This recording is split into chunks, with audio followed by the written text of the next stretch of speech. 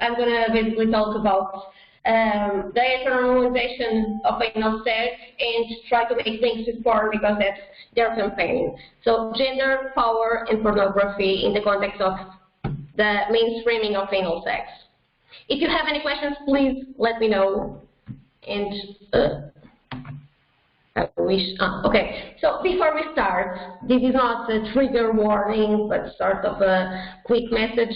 We are going to talk about patterns and dominant meanings ascribed to anal sex. So dominant patterns, cultural patterns, and not particular or individual preferences and practices.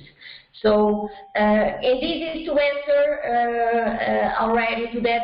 I'm often questioned, are you against anal sex? Do you have anything against anal sex?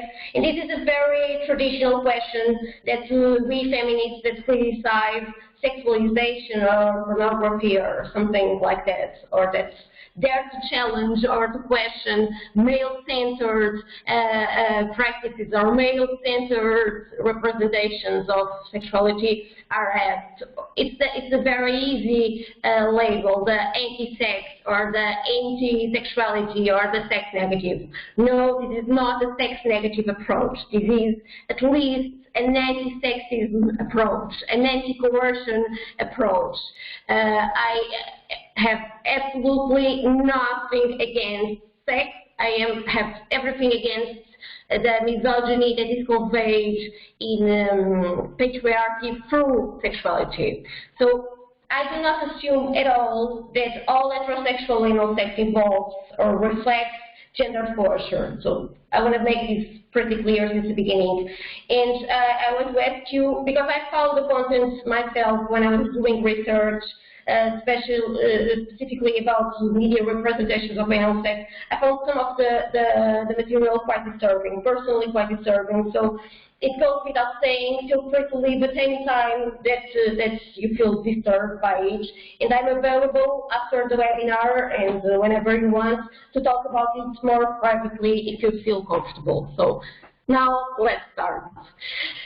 Heteronormalization of anal sex. What do I mean by the mainstreaming of anal sex? Anal sex was classically associated to same-sex relationships, and it has a long story of stigmatization and pathologization that comes across legal frameworks, medical frameworks, social attitudes towards anal sex. And it has started to change pretty recently, and when I say pretty recently, I'm talking about especially the last 2 decades. And the two pillars that mirror this big change of cultural norms around anal sex are basically, or mostly, the proliferation of preferences in popular culture, and at the same time, an increased behavior prevalence within heterosexual couples, within heterosexual sexual partners. So these two sides, these two pillars of this big cultural change, because we are talking a very expressive cultural change, are what I call the heteronormalization of anal sex. And you've probably come across some of these sentences. The anal is the new oral. And you've probably come across some of the representations in the media that I'm going to talk about. Like this is from Broadsheet, a couple of years ago. Hey, it's 2014, anal is on the menu. 2014 was called in pop culture the anal sex year, or the year of the butt year. And this is quite relevant. And why does it matter? Why is heteronormalization of anal sex an issue? Why are we talking about it right now? Sorry, I forgot it. That is anal sex the new oral, or anal is the new oral, and this is from Vice. We are living in a hetero-anal era. So it's quite a big statement, it's quite a strong statement. And why does it matter? Because across all the evidence that there is a change, ongoing change towards anal sex, the empirical studies done so far, they are very consistent in pointing to very patterns of coercion, and very deep and very gendered patterns of sexual violence around anal sex.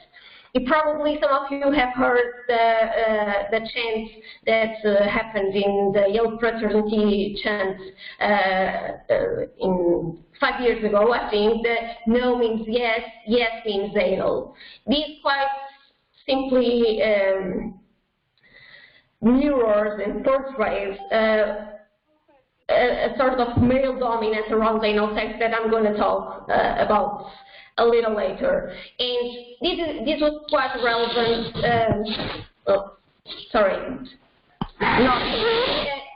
This was a quite important study made in the UK.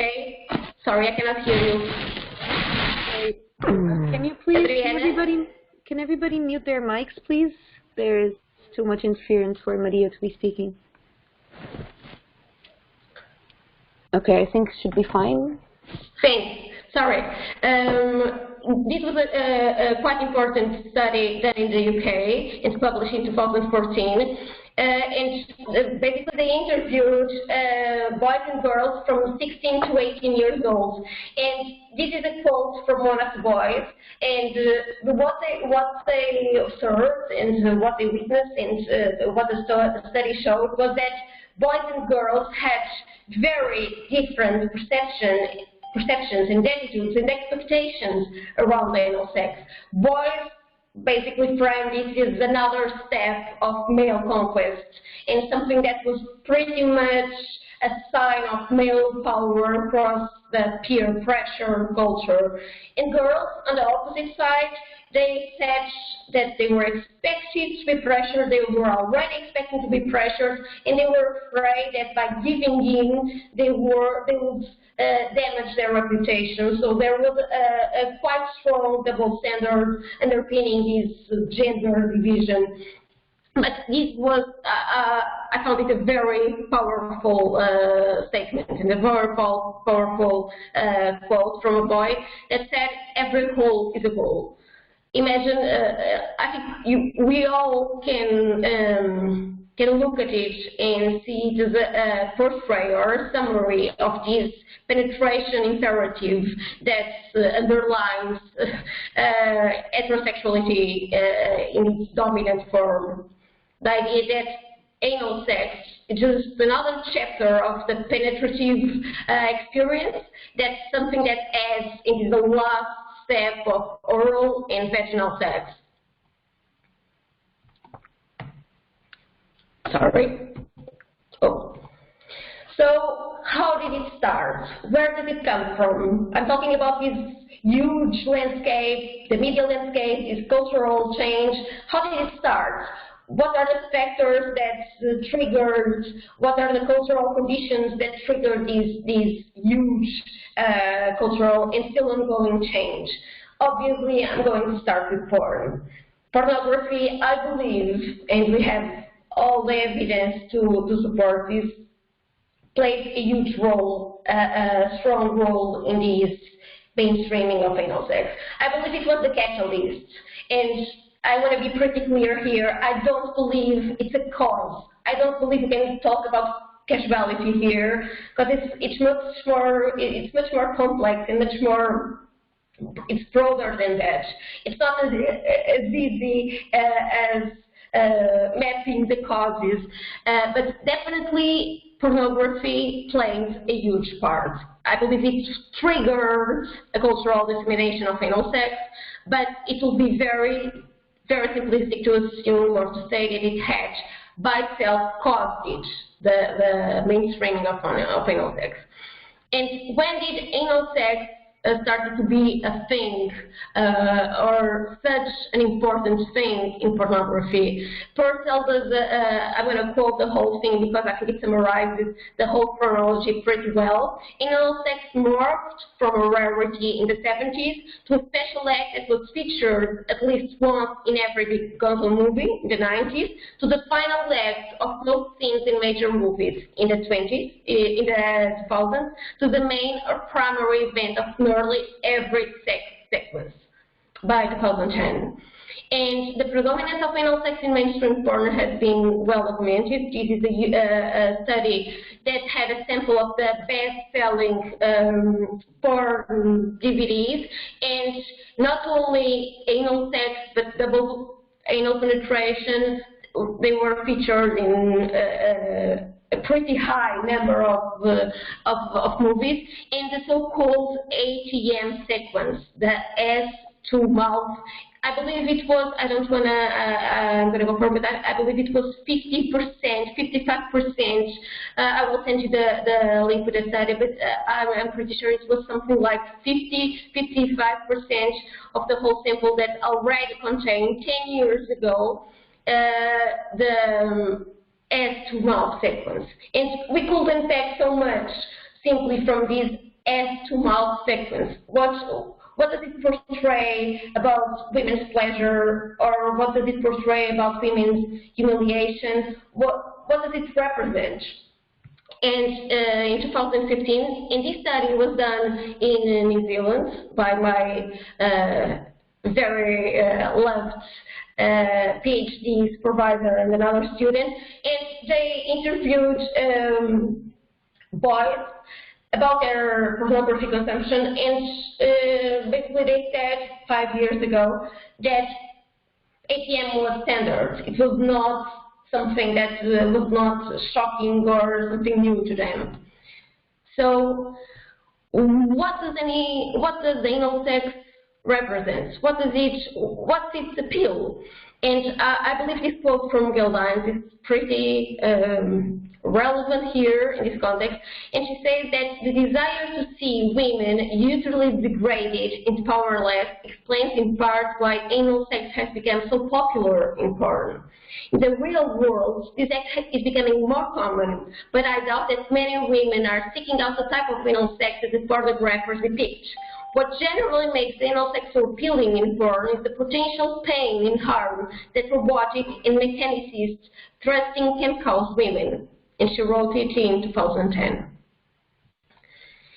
And you probably heard, you in Radical Girls, doing and organizing this campaign, and you people that are listening to me right now and that talk or are concerned or discuss porn in any context, what about feminist porn? And I brought it here because this is literally the title of an article, a really good article. I highly recommend it, from Rebecca Business. And the title is, but what about feminist porn? Examining the work of Kristen Taormino. And why Kristen Taormino here? Why is she relevant? Because Kristen Taormino, you probably heard about her. She's a media figure. She calls herself a sex-positive feminist. She wrote his book in '98, The Ultimate Guide to Anal Sex for Women, which is a quite relevant book in this process of mainstreaming anal sex in the media, and she's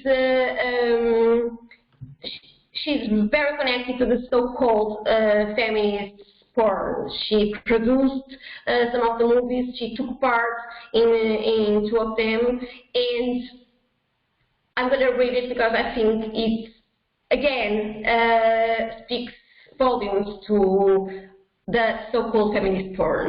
The most cursory glance at Taormino's career trajectory reveals her messianic enthusiasm, I found it quite strong, for anal sex. Her first book, The Ultimate Guide to Anal Sex for Women, launched her as highly visible spokeswoman for sex-positive feminism.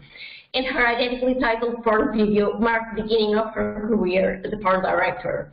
Taormino's focus overlaps with that of pornography industry generally, which during roughly the same period has increasingly fixated on anal sex penetration. This simply says that the so-called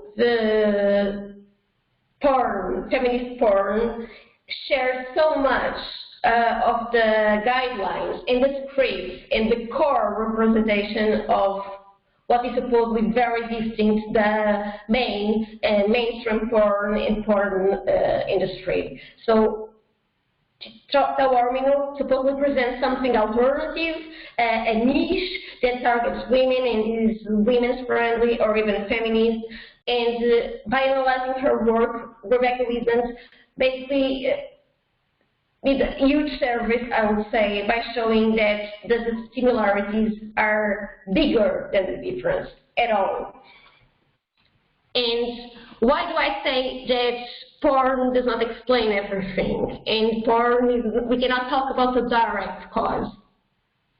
And why do I believe the concept is not mine, as Adriana may have induced to believe, pornographication? Why do I believe that it's a much more accurate term to make sense of the ongoing process we are witnessing and living, the heteronormalization of anal sex?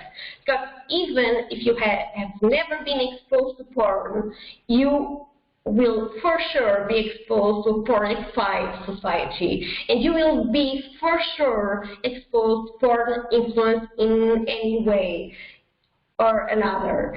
And what does it mean, pornographication? It's a complex concept. There are alternative and similar concepts that describe and extend this process, but it basically describes the process of increasing normalization of pornographic representations in the media, in pop culture, and the permeation of pornographic visual codes in the mainstream media. And the porn chic basically portrays and captures that process of blurring between porn and other cultural spheres and other cultural processes like fashion, like ads.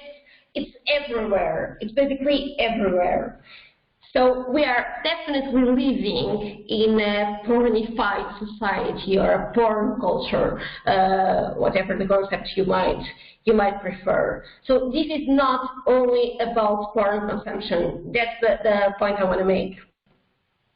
And anal sex in pop culture within this landscape of pornographication.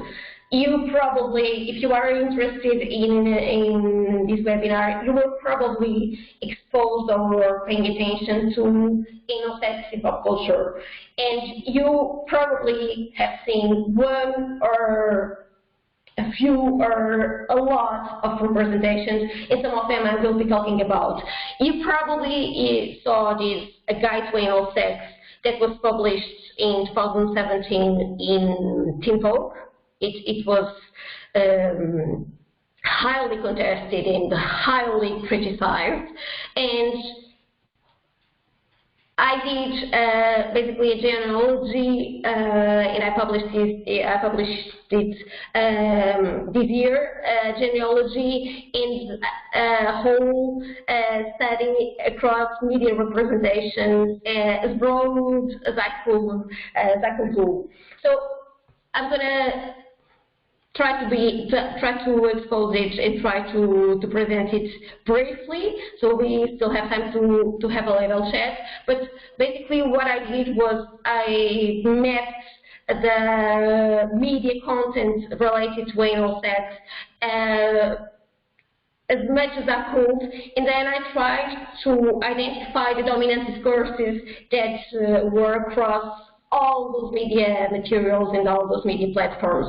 And I presented, these were the dominant discourses, the rhetoric of liberation, the educational discourse. I'm gonna show it in some detail. So the first one, they are two different discourses, but they are strongly correlated. The rhetoric of liberation and women's empowerment. And I think this image itself, published in Women's Health 5 years ago, speaks volumes to what I'm talking about. Look at the image, the way the body figure is presented, the colors. Look at the presentation, the fierce expression, like it symbolizes empowerment and sexual empowerment, definitely. And the title could be, how can I say, it's quite telling. Everything you need to know if you're trying anal sex this weekend.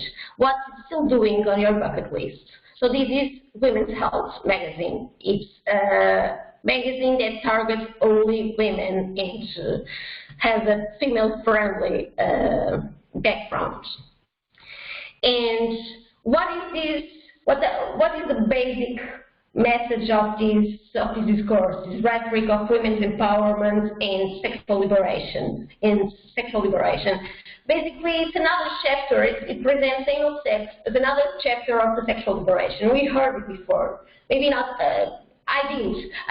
It happened 3 decades ago, but this happened already. The big rhetoric around sexual liberation, the idea that we are finally overcoming all the taboos and all the repressions and all the social conditioning around our sexuality, and that women are embracing their right to pleasure and the right to our bodies.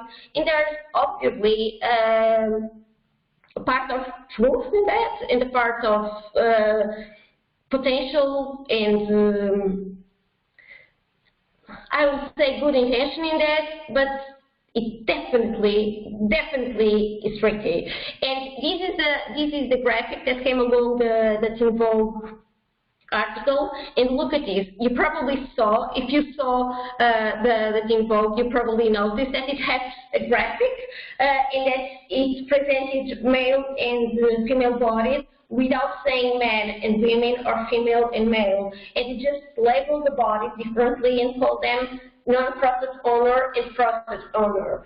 So, and the non-prostate owner, women's bodies basically, were identified as something that lacked a prostate, and the clitoris was not represented at all. And the message was pretty problematic, I would say. It said it is often described, they are talking about anal sex obviously, it is often described as a feeling of fullness which can be delightful. And this was published in 2017. Why trying anal sex should be your New Year's resolution, Refinery 29 last year. Look at, these are very recent 5 years and very recent messages. They all come from women's magazines, and some of them, the two first are titled 6 myths about anal sex that might change your mind about it. It's time to beat your fears in your sphincter. Why you shouldn't be afraid of butt play, and how to get it started. You'll never be so happy you face your fears. So you can see how it sounds really prescriptive, doesn't it? More than empowering or more than challenging. It sounds really, you should be engaging and you should be having pleasure. And the second one is pretty much connected to the first two. I call it the educational discourse. I basically understood and noticed that this kind of messages targeting women were everywhere.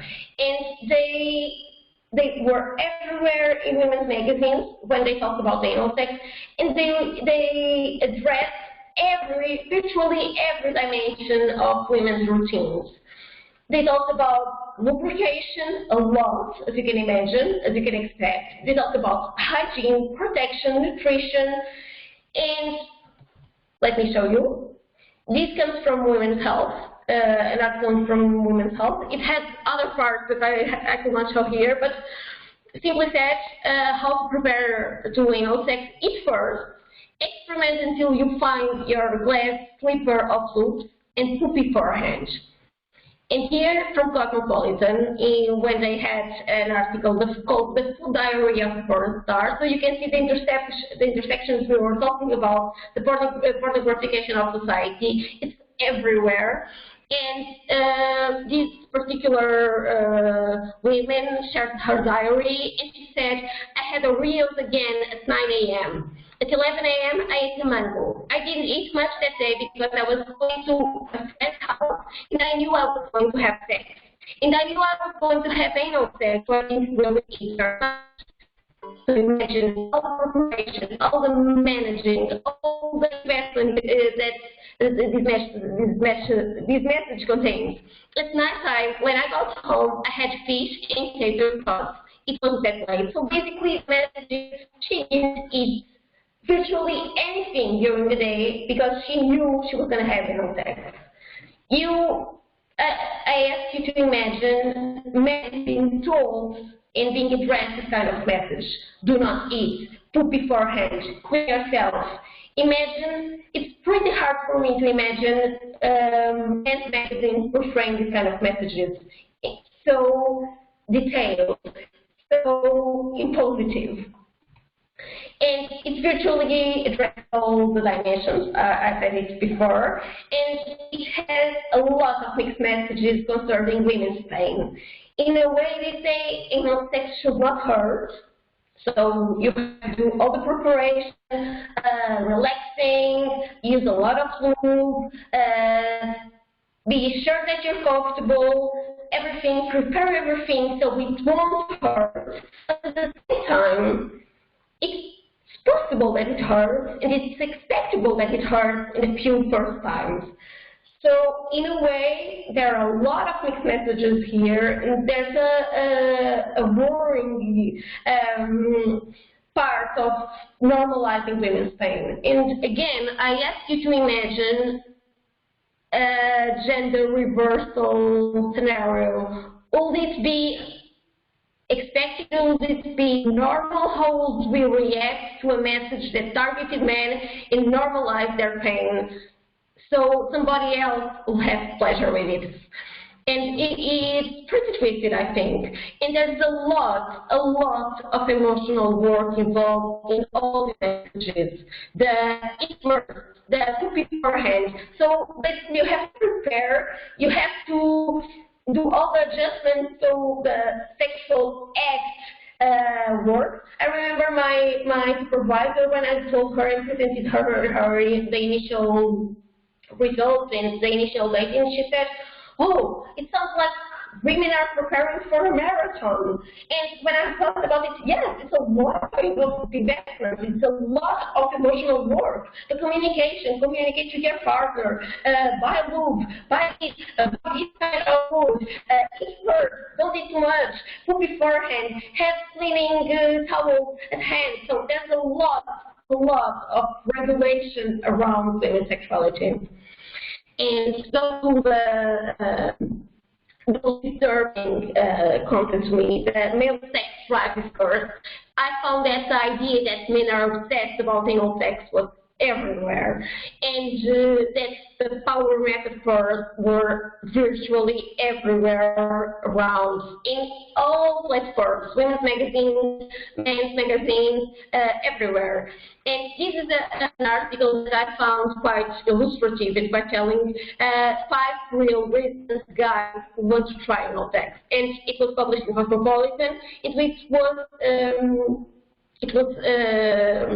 was signed by a male author, and it's basically that he's explaining, he in a male role, he's explaining women how men think, and the 5 real reasons he presents are quite telling. And he starts by saying there's a male obsession with the butthole that women, especially women who aren't into anal stimulation, don't understand. So he will provide information. And he starts saying again, not everyone, this is one of the reasons, so-called reasons, not everyone has been there, kind of like Mount Everest. No, it doesn't matter how many people you slept with, but you probably didn't have the sex with all of those people. So it's just nice to think that if your vagina is the club, your butt is the VIP area. I found it pretty disturbing, to be honest. This is a personal, not academic insight. Another one of the so-called 5 reasons is like eating escargot or caviar, a status symbol. You know how caviar is gross and rich people eat it just because it's expensive? Sometimes guys just want to do it because it's elitist and not for any other reason. I don't know if everyone necessarily wants to eat escargot or caviar as much as they want to be able to tell other people they ate escargot or caviar. Some guys don't even love the idea of anal sex, but it's worth the extra cleanup to be able to say they've done it. So you can see the idea that men are obsessed. This is a conquest. This is a power move, and it's something that gives them credit, masculine credit, to talk about among their peers. And this is, I don't know if you've seen or know this movie, The Kingsman, The Secret Service. This was another example of the idea that anal sex, like the vagina is the club in the butt is the VIP area, this idea of conquest, this idea of reaching to something that is not immediately acceptable. So it's a form of, it's definitely a power move in the power representation they're bringing this. And this was another example. The final scenes, there's a blonde princess, a redfish, and the male hero asks her, if I save the world, do I get a kiss? I always wanted to kiss a princess. And she replies, if you save the world, we can do it in the asshole. And this is a step forward. Sexism, some extreme sexist and extremely sexist portrayals of heterosexual anal sex. That basically renders anal sex an act of phallic domination, as an author called it. And this was an example I found particularly disturbing because it's so easily accessible on Netflix. And Jim Jeffries, on his show Bear, said, women, the reason that men like fucking you in the ass is because we know you fucking hate it. And not very differently, the comedian Jim Carrey said during the performance that the best lubricant for anal sex is not tears, it's blood. This is an image from, this is an image from JQ. I had a lot of potential images to bring here. I tried to make it too much visually disturbing, but this is not that different from what I came across. And this is a quote from Cosmopolitan in the article that discuss anal sex, and it's a quite common approach, like, why are anal sex giving you the reasons to understand male minds. And for you to see how, again, the porn message and the porn justification circulates outside the porn consumption. Anal sex is a standard when it comes to porn, so most guys have seen it in action, even when they weren't necessarily looking for it. Because anal has become so mainstream in porn, guys might feel like they're missing out if they are not doing it too. So Cosmopolitan target women. And last discourse, the idea that women are still the sexual gatekeepers, the classic idea that men make the move and we should reject it first and we should be the sexual gatekeepers until we finally give in. But we are the ones that control the move. And as we'll see, this is obviously against and is obviously conflicting with the idea that women should be empowered and sexually empowered, and we are doing it for ourselves, and why is it still on your bucket list? But we'll get there. And you probably know at least Sex and the City. And this is from an episode from 1998, and this is Charlotte, one of the four main characters. And this was in an episode where her boyfriend, partner, told her, I want to have dinner, and after that, I want us to have anal sex. And she replied with this look like facing a dilemma, I don't know what I want, but I'm afraid if I don't, you'll dump me. And if I do, then I'll be the up-the-butt girl. I don't want to be the up-the-butt girl. Men don't marry the up-the-butt girl. And for you to see how things change so much and so little at the same time, in 2004, 2014, sorry, this is from 2014. This was an episode from the Mindy's project, and it was an episode called I Slipped. The whole episode was around his move, his try to have anal sex. So they were having sexual interaction, and he made a move, obviously an intentional move, and tried to penetrate her anally, and she reacted, and he disguised it as, oh, I slipped. So obviously it normalizes deception and deceptive techniques, and it normalizes coercion a lot. And some women and some feminists, I guess, criticize the cast and the author, Mindy, and she replied saying that that's normal, and there was no peril, that's a normal scenario. We inside a couple's relationship where someone tries and the other is not so available. Obviously, this is a very euphemistic response to a very serious problem. This idea that someone tries without awareness, without any previous thought, without any previous response, without any previous consent, it was portrayed in such a normal and funny way. This is a sitcom. But the same idea, the parallel I want to make here is that she's the one, she's the sexual gatekeeper, just a charlotte. She's the one, men are the one that initiate, men are the one that suppose can make that move, and we are here, and our role is to make sure we react at the right time, because we are obviously facing a double condemnation. We are or prudes or whores. And so trying to balance this double,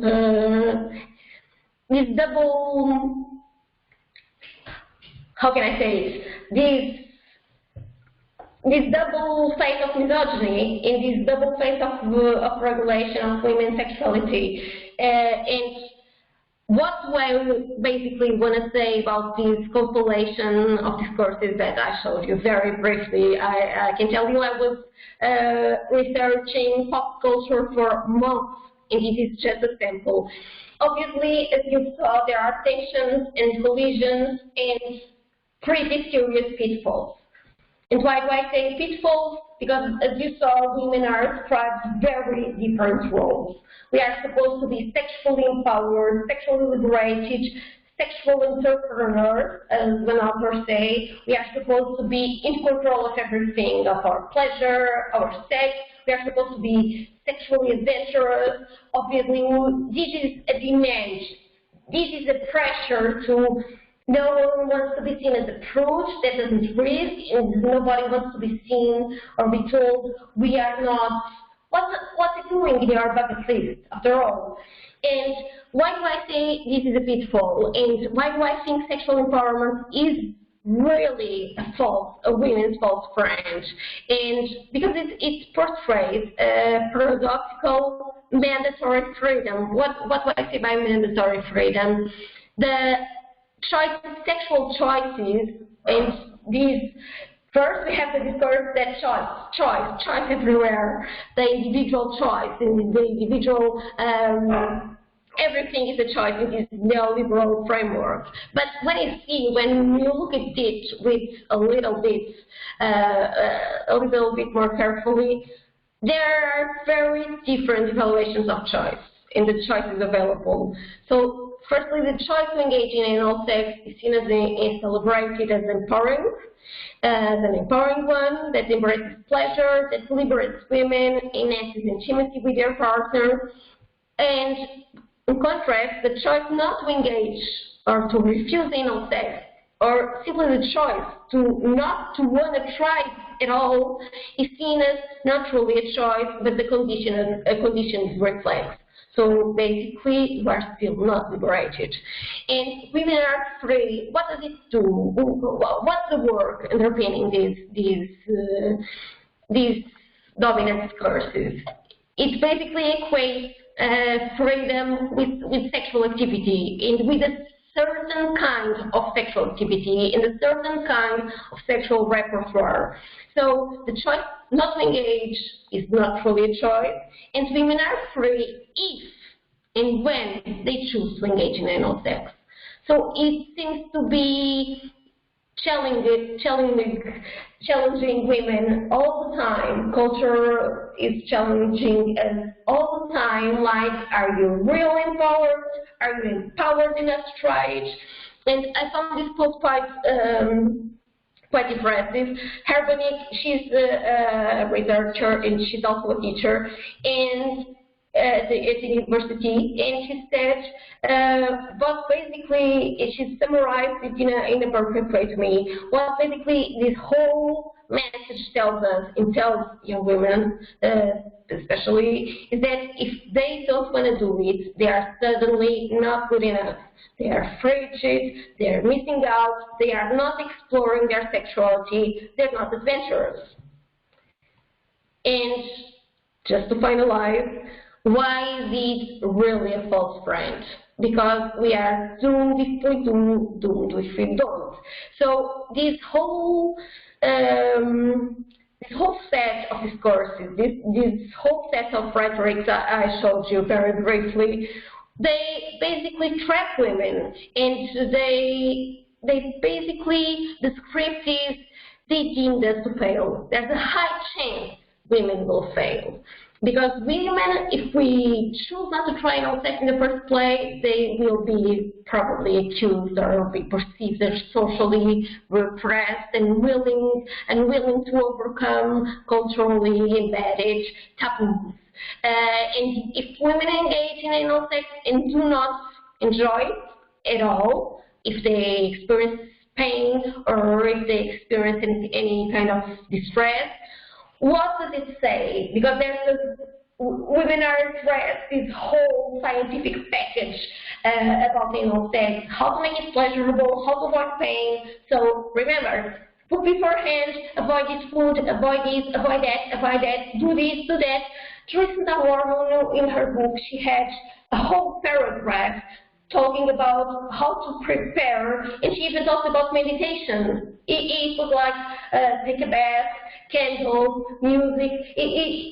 You will be forgiven to think she was talking about religion or any kind of like Buddhist ritual. And basically, it was such a whole investment in the whole energy into the preparation of anal sex that if women do not feel pleasure, if basically women do not like it, it's because they failed somehow, somewhere along the process, somewhere along the way, either by failing to relax or to use the right amount of lubrication, or because they ate too much, or because they were simply not in the right mindset. So women are compelled to try it, compelled to enjoy it, but still they are told the old message is still here. We are supposed to do it with the right partners and for the right reasons, because the double standard persists and nobody wants to be the episode girls. And we are still told that men don't marry the episode girl. So finally, and what matters to me most, the male coercion regarding anal sex is so naturalized. The so-called male obsession is so normalized across the discourses. Men are obsessed. Why are men obsessed? So women are told that men are obsessed, but that women should do it by themselves and for themselves. So this is quite sophisticated. It's not, you should do it for him, as it was clearly portrayed some decades ago. No, it's different. It's much more sophisticated. He wants it. He is obsessed. But you should do it for yourself. Point. Period.